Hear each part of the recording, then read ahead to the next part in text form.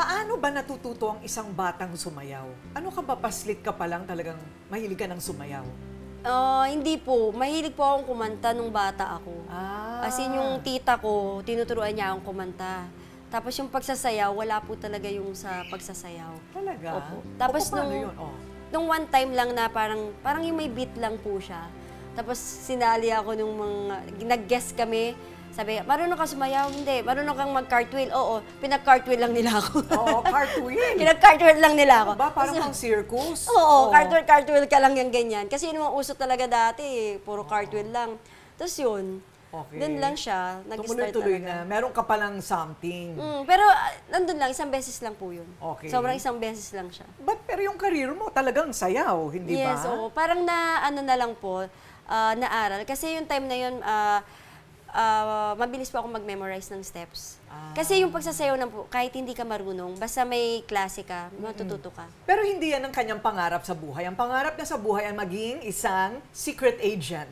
Yes. O kaya pulis. Bakit? Mga pinapanood mo siguro sa TV, no? Yes po. Kasi yung daddy ko, nasa checker siya kay FPJ before. So, barilan. So, gusto ko maging police. Okay. So, gusto kong mag-save ng mga hina-hostage, gano'n. Feeling mo Avenger ka. Yes. Ganon. Ako talaga. Okay rin yun. Kasi para at least medyo matibay, di ba? Yes po. Matibay na babae. Masasabi mo bang ikaw lumaki kang matibay na babae? Yes po, matibay po. Paano? Kasi yung sa mom ko tsaka sa dad ko, pinalaki naman nila ako na talagang lumalaban talaga. I mean, yung hindi lumalaban sa magulang, kumbaga maging strong lang po talaga.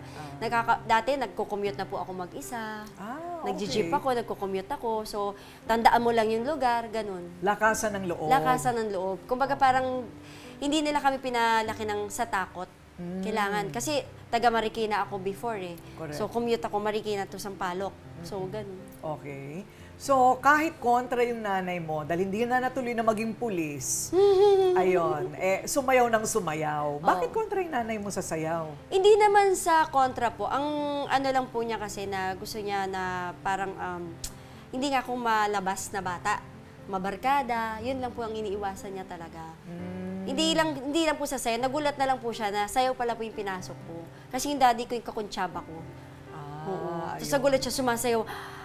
Anak ko yung nasa TV, sumasayaw. Tapos pinuntahan kami sa bahay ng daddy. Hindi niya alam? Hindi niya alam. Na nag-audition ka? Opo, wala siyang alam. So, Wala, baligtad, zero talaga. Baligtad, yung tatay mo yung konsentidor. Oo, daddy's girl po kasi talaga ako.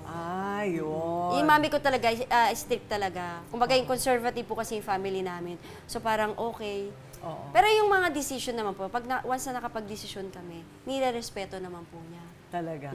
So, paano nga nagsimula? Nanonood ka ng TV? Parang okay to Tapos nag-audition ka, ganyan? Hindi po. Yung daddy ko kasi, checker siya sa isang mall, sa isang pelikula.